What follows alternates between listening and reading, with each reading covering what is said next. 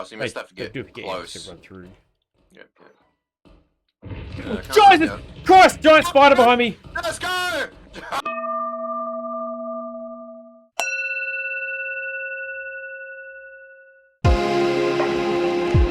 We're wrong.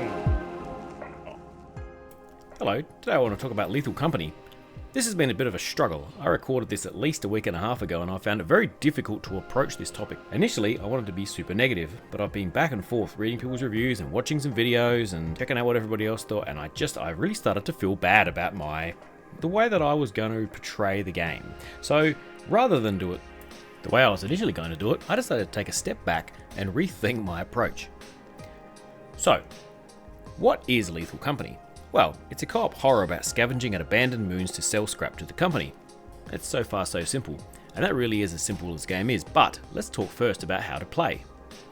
Number 1, you get in your ship. Number 2, lift off.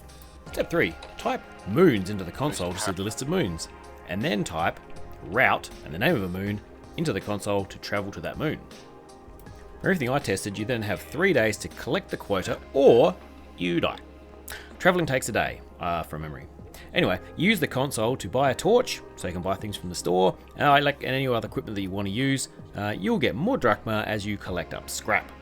So, now once you're on the surface, after you bought some stuff, go outside and look for a rocket arriving. This is your newly or recently required gear. It's coming down, it's going to land, you just go up, pick it up. Oh, actually no, you press the panel and it pops out, and then you pick it up. Okay, now, step 6, you go and find the entrance to the facility. What was that? Step 7 is explore. Explore the facility, find the scrap. There's small and then there's large pieces. The small can go into your inventory, whereas the large you have to lug around. You only have sort of X number of inventory slots, so you can generally only carry a couple of the small scrap or some of the small items around, like one scrap, one item, etc. Okay, now we're up to step 8. So you either lug each piece of scrap back to your ship, or you pile it up at the entrance of the facility that you're in, and then you carry it all back, piece by piece, sort of when you're done exploring. If you have enough friends online, then I guess you can share the duties with one person carrying the loot back to the ship while the other people are still exploring.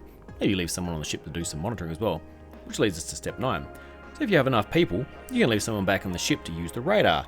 One person can use the radar on the ship to follow the players and guide them around sort of the traps and the monsters. You can also call out and remotely unlock locked doors. Step 10, upgrade your gear. You can get shovels, you can get walkie-talkies, you can get stun grenades, and so on and so forth. They all come in very handy, I suppose.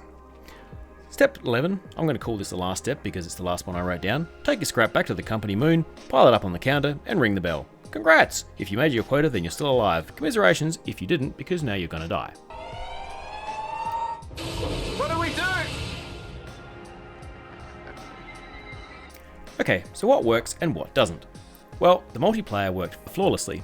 We got straight into a game, we were able to connect up, and we only had one little desync halfway through the time we were playing, which caused basically no issues. He left and came back and reconnected and everything was good.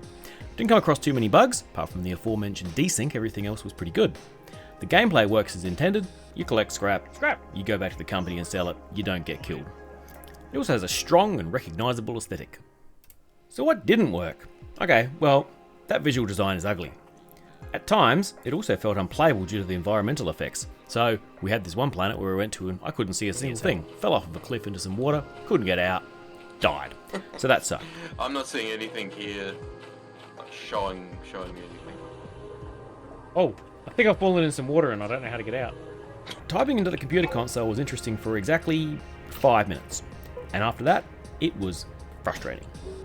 The gameplay loop is, it's solid, like I said, it works as intended, but it's also shallow, and I think it's only sort of suited to really large groups, larger groups than just the two of us, and I wouldn't be playing it solo, because I think most of the fun would come from doing stuff together and interacting together and having a laugh, whereas if you're just out to play an actual, deep involved game with a lot going on, you ain't going to find that here.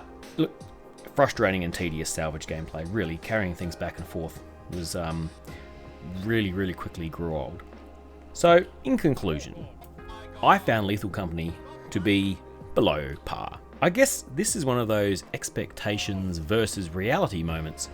I had completely different expectations. Indeed, when I first set out to sort of buy the game and play the game, I didn't initially have high expectations because I watched the trailer for it and the trailer wasn't very inspiring. It looked dull and clunky. Then I did some reading about it. I watched some other people playing it in videos and I thought, this looks pretty cool. So I grabbed a copy and I grabbed a mate and I made him grab a copy and we ended up playing it for all of 74 minutes. Basically, this is because the expectation graph went from low to high and then very quickly dropped off in the face of the reality of what I was playing. It wasn't quite what I was expected, or maybe it was what I was expected. It just didn't do anything that excited me. I really want it to succeed. I'm not kidding. I do really want it to succeed. The core premise, the core conceit does actually work, but it felt really directed at reaction streamers, more for like meme creation even. It's easy to create a reel of interesting looking footage of the game just by chopping pieces out even of my 74 minutes. Oh god, we haven't even landed. Oh. Due to dangerous conditions. What? Come on, stupid ship!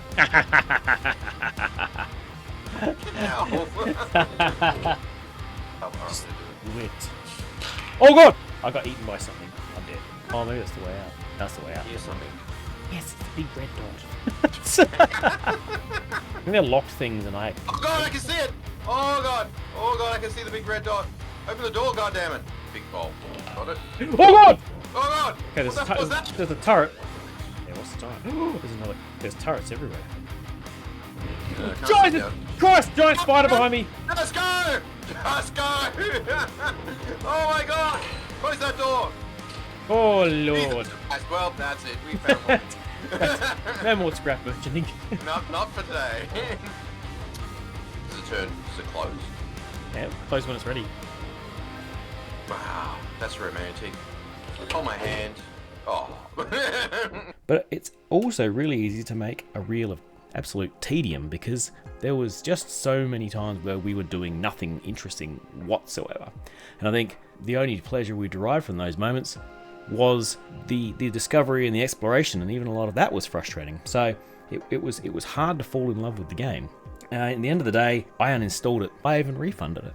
And that's a bit of a shame because I think there's a good game in there somewhere. If you look at all the overwhelmingly positive reactions, I'm in the minority. Like, greatly in the minority, obviously, but I don't know, maybe I'm just getting really old and jaded about these things that I just didn't feel like I was seeing anything new or exciting, and I didn't really know why I would want to go on and keep playing. But even since I stopped, I have continued thinking about the game, and like I said, I spent a good week and a half thinking about this video and how I was going to put it together for my initial knee-jerk, I'm going to tear into it and, you know, rip it to shreds type reaction, to something a bit more nuanced where I wanted to talk about how you played it and what it was supposed to be, and overall, I guess, how I had these expectations that just didn't match up to the reality when I went to play it. And that's a shame. And I'm hoping that one day I come back and I find that the game has added in more content that interests me. So, I guess, what's the takeaway here? I don't know. You know what? I'm just going to go make a cup of coffee and leave everybody else to decide and, you know, make up their own minds. So, Gavor out. It'll come in handy. Oh god, Jesus Christ! That's what killed me. Get away from me, bro! Gotta close the door.